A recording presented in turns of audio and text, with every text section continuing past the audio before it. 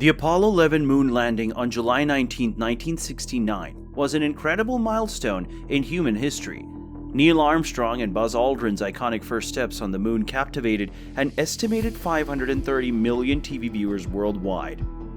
However, in the years that followed, conspiracy theories claimed that the moon landing was a hoax gained traction. Despite being easily debunked, these theories continue to persist.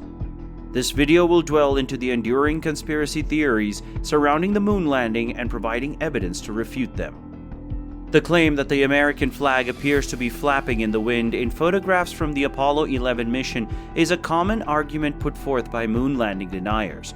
However, this claim can be readily debunked with a closer examination of the facts. Contrary to deniers' assertions, the flags planted on the moon were not ordinary flags. They were specially designed to be easily visible in the lunar landscape.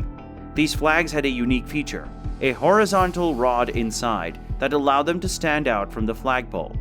The purpose of this design was to make the flag more prominent and prevent it from hanging slack, as regular flags would on Earth when there's no wind. During the Apollo 11 mission, the astronauts encountered some difficulties while extending the rod fully, resulting in a ripple effect that made the flag appear as though it was waving. However, it's important to note that this movement was not caused by wind because there's no atmosphere on the moon. In video footage of the flag, it becomes apparent that it only moves when the astronauts are actively handling or interacting with it. Once they step away, the flag remains in the same bent shape due to the partially extended rod. This phenomenon can be attributed to the physical properties of the flag and the actions of the astronauts. The flag's movement is a result of the forces exerted upon it by the astronauts as they plant it on the lunar surface. The absence of wind on the moon ensures that there's no natural air movement to cause the flag to flutter. Therefore, the claim that the flag appears to be flapping in the wind is easily explained by understanding the design of the flag and the actions of the astronauts during the Apollo 11 mission. Before we go to the next part, like the video and subscribe to the channel and help us to grow and stay tuned for upcoming videos. The absence of stars. The absence of stars in the photographs taken on the moon is another argument often raised by skeptics. However, this claim can be easily addressed by considering the technical aspects of photography and the specific conditions on the lunar surface. During the Apollo moon missions, the astronauts' cameras were set for daylight exposures. This was necessary because the moon's surface was brightly illuminated by the sun. In such bright conditions, the exposure settings of the cameras needed to be adjusted according to capture the details of the lunar landscape. As a result, the cameras were not optimized to capture the relatively dim light of the stars. Furthermore, the astronauts themselves were wearing bright white spacesuits, which were highly reflective. These suits, designed to protect them from the harsh environment, further affected the exposure settings of the cameras. The reflective nature of the spacesuits increased the overall brightness of the scene, making it even more challenging to capture the faint light of the stars. To understand this concept, we can draw a parallel with everyday photography. Imagine standing on someone's back porch at night and turning on the lights. Although stars might be visible to the naked eye, a quick exposure camera would struggle to capture their faint light in the presence of brightly lit surroundings. On the moon, where there is no atmospheric interference, the stars would indeed be visible to the astronauts. However, due to the limitations of the cameras and the specific exposure settings required to capture the moon's surface and the astronauts themselves, the stars were not captured in the photographs. It's important to note that the primary objective of the moon missions was to document the lunar surface, conduct experiments, and capture the activities of the astronauts.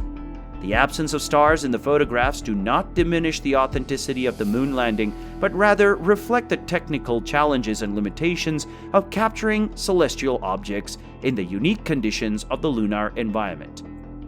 Shadows and illuminations. One of the arguments frequently put forth by moon landing skeptics revolves around the shadows depicted in the images from the lunar surface. These skeptics claim that the shadows appear inconsistent or unnatural, suggesting the use of artificial lighting. However, this theory overlooks a crucial factor: the reflective nature of the lunar surface. While it is true that the sun is the primary source of illumination on the moon, it is important to recognize that the lunar ground also plays a role in reflecting sunlight. The moon's surface is covered in a layer of fine dust and regolith, which reflects and scatters sunlight in various directions. This phenomenon is known as lunar surface scattering. During the Apollo missions, the sunlight on the moon's surface would scatter or reflect off the lunar ground in multiple directions. As a result, even in shadowed areas, some of the scattered light would reach objects, allowing them to be partially visible. This scattering effect explains why certain objects, such as the plaque left by Neil Armstrong and Buzz Aldrin, can be discerned in the photographs despite being in shadow. The scattered light contributes to the overall illumination of the moon's surface, enhancing the visibility of objects even in areas that are not directly exposed to the sun. It is important to note that scattered light is a relatively weaker source of illumination compared to direct sunlight. This is why objects in shadow may appear darker or have less pronounced shadows compared to those in direct sunlight. Moreover, the angle and orientation of the sun can also affect the appearance of shadows. Depending on the position of the sun in relation to the objects and the terrain, the length, direction, and intensity of shadows can vary. This variation in shadow characteristics is perfectly consistent with the laws of physics and the principles of light and reflection. By understanding the principles of lunar surface scattering and the behavior of light, it becomes clear that the shadows depicted in the moon landing images are entirely consistent with natural lighting conditions on the lunar surface. The scattered light from the reflective lunar ground allows objects in shadow to remain partially visible, debunking the notion that artificial lighting was used during the moon landing. Armstrong's camera and Kubrick's involvement. One of the arguments put forth by moon landing deniers is the speculation that Stanley Kubrick, the renowned director of 2001's A Space Odyssey, was involved in filming the moon landing in a studio. This claim is often supported by the assertion that there is no visible camera in one photograph of Neil Armstrong on the moon. However, this argument is based on misunderstandings and lacks credible evidence. The absence of a visible camera in Armstrong's reflection can be easily explained by considering the practical challenges faced by the astronauts. Wearing bulky spacesuits and maneuvering in the low-gravity environment of the moon would have made it extremely difficult for Armstrong to handle a handheld camera.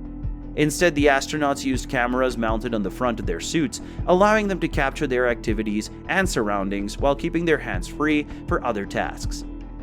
In the particular photograph in question, the camera would have been positioned in a way that it is not visible in Armstrong's reflection. Furthermore, the suggestion that Kubrick was involved in filming the moon landing is based on a hoax and lacks substantial evidence. The realism achieved in Kubrick's film 2001: A Space Odyssey was the result of meticulous attention to detail, collaboration with astronomical artists, and consultation with aerospace engineers. Kubrick employed advanced filmmaking techniques and special effects to create a visually stunning depiction of outer space. However, there is no credible evidence to support the claim that he was recruited by the government to stage a fake moon landing. It is essential to distinguish between the artistic achievements of Kubrick and the historical reality of the Apollo moon landings. The moon landings were a monumental scientific and technological achievement. They involved the efforts of thousands of scientists, engineers, and astronauts. The evidence supporting the authenticity of the moon landing is overwhelming and has been extensively documented and analyzed by experts in various fields. The persistence of moon landing conspiracy theories stem more from ideological and political motivations than from scientific evidence. By examining and debunking some of the most enduring claims made by deniers, we can reaffirm the authenticity and significance of the Apollo moon landing. Don't miss the latest updates on space exploration. Subscribe to our channel and click here to watch the next video, fellow cosmonaut.